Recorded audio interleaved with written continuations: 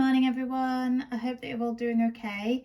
Today I'm having a look at another organic-y sort of question. We're thinking about esters in this question, and again this is an OCR question from one of the synthesis and analytical techniques papers, but AQA students will need to know how to do all of this as well. So definitely applicable to both specifications. We've got some naming to do, we've got some products to draw, and then we need to know the type of reactions that we have been looking at in the part before. Now, one of the things that is quite interesting about this that I guess maybe OCR do more than AQA is in asking you to name this ester.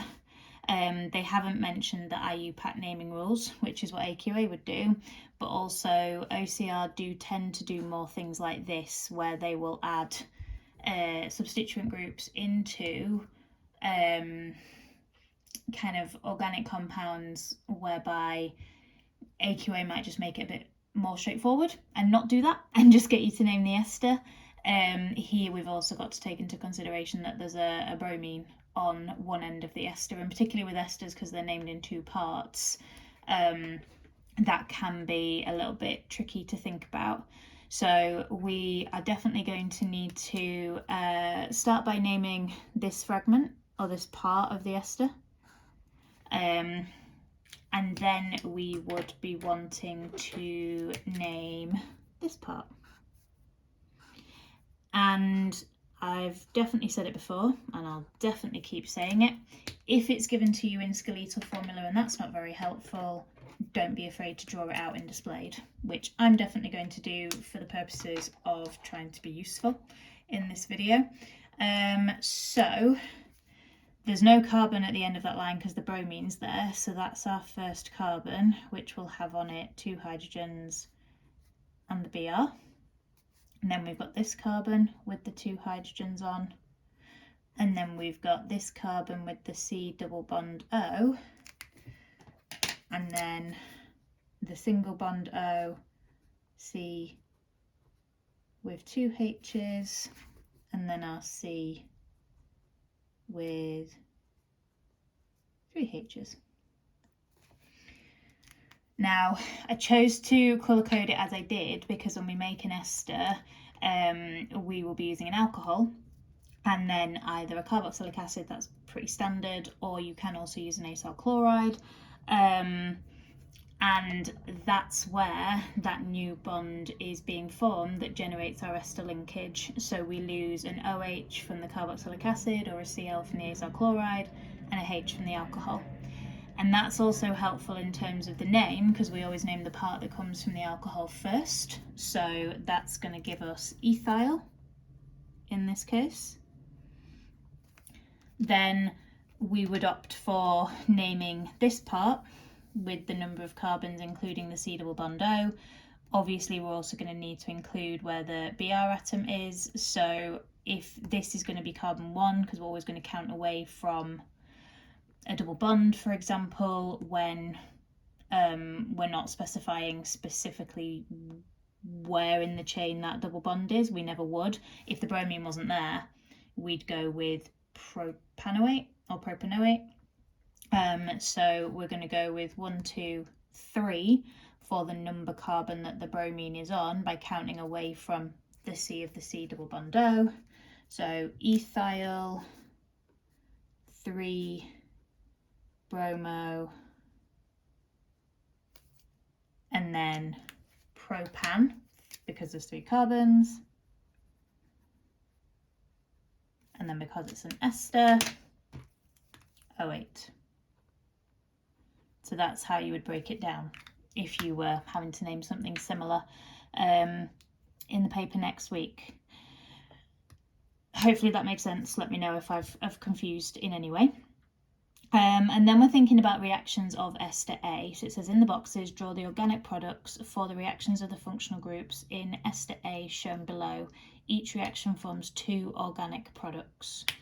Now, the, I guess, thing to pick up on here is that because we've got a H plus labelled on one of the arrows and OH minus ions labelled on the other, that these are the conditions needed for ester hydrolysis. So when it then says name the type of reactions shown in name the type of reactions of ester A shown in part II. Sorry, lost my ability to read then. The answer for that is going to be hydrolysis.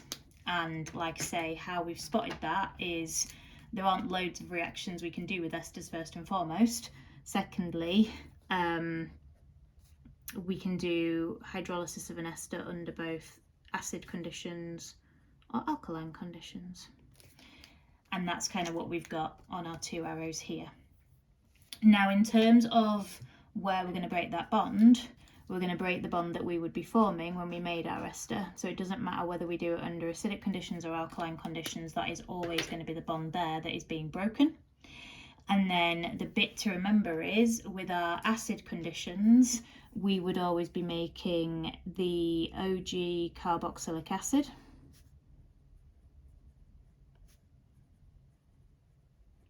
And the OG alcohol.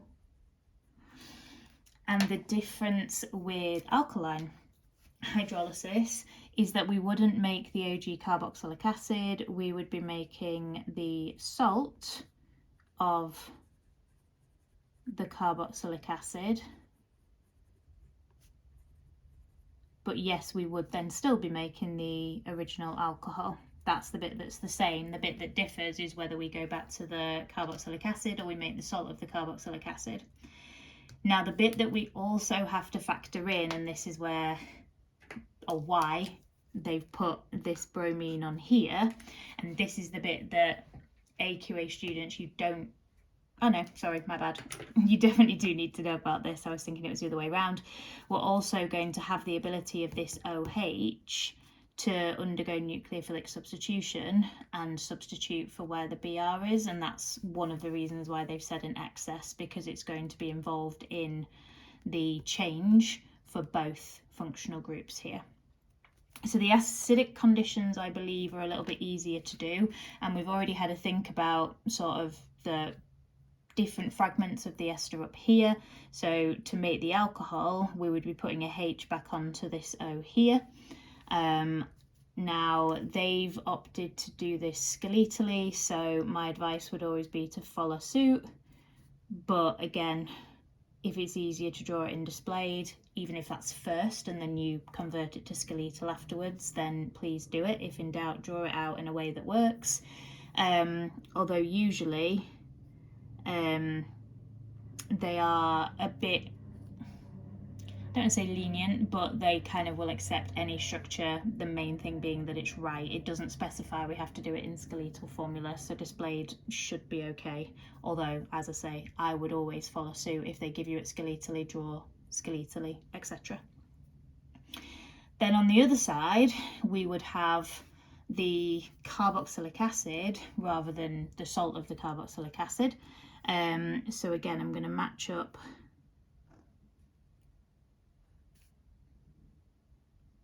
the sort of chain for what we have in the ester, and then on that double bond O to make the carboxylic acid, we'd be putting the OH back on there. So the H plus is to show that it's in acidic conditions. The H plus is a catalyst. It's the water that is actually then kind of being re-added across that bond that we're breaking.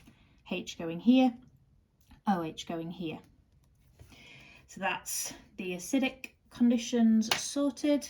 For the alkaline ones, we are going to make the exact same alcohol. So HO, like that.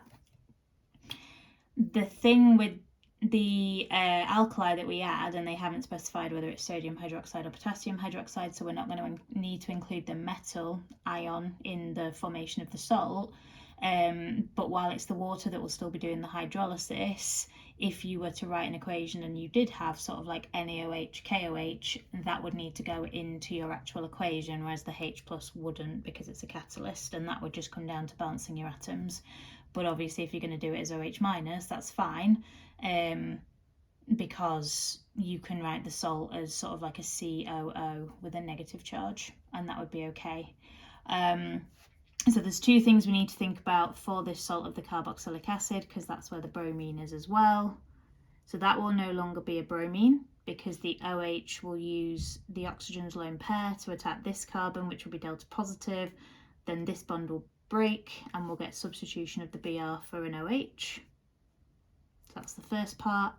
And then when it comes to the salt of our carboxylic acid, as I said, we've just got OH minus, so we're going to have to do it as O minus for the salt. If you knew it was NaOH, then it'd be ONa or O minus Na plus. Definitely no line in between those because that's not a covalent bond, that's an ionic interaction. But in this case, the O with the minus is fine, and that would be the salt of our carboxylic acid. So interesting that they chose to put the Br on there as well. That was a little bit sneaky of them. And OCR do definitely like to do sneaky things. But yeah, something maybe for AQA students to be mindful of, as no one obviously knows what they might be doing in next week's paper. But yeah, that's a little bit on naming esters and their hydrolysis, needing to appreciate differences between acid hydrolysis and alkaline hydrolysis. Any questions, as always, guys, please let me know. And any requests for any videos, again, get them in early, and then there's more of a chance I'll be able to get them done for you before next week's paper. Take care, everyone. Catch you soon.